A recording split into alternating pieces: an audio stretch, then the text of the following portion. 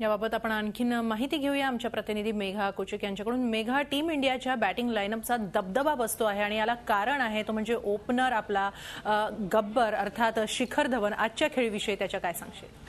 हेमाली, खरं तर ओपनिंगची जोडी चालली नाही। रोहित शर्मा केवळ 1 रन्सवरच आउट झाला, मात्र शिखर धवनने जो त्याचा आक्रमकपणा आहे तो थोडा संयमामध्ये त्यांनी परावर्तित केला आणि त्याचमुळे तो सेंचुरी झळकावू शकला आणि त्याचमुळे टीम इंडिया 294चा एक प्रतिष्ठित असा स्कोअर गाठू शकली। हेमाली, नक्कीच। आणि त्याचबरोबर दिनेश कार्तिक बरोबरची त्याची 167 रनची पार्टनरशिपही या मॅचमध्ये काहीशी निर्णायक ठरू शकते।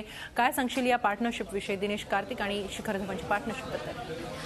हेमाली, खरं तर ओपनर्स रोहित शर्मा, त्यानंतर विराट कोहली आणि सुरेश रैना धारातीर्थी पडल्यानंतर शिखर धवनच्या जोडीला दिनेश कार्तिकने उत्तम अशी त्याने साथ दिली आणि त्याने त्या दोघांनी 5व्या विकेटसाठी 167 रनची अतिशय महत्त्वपूर्ण अशी पार्टनरशिप केली।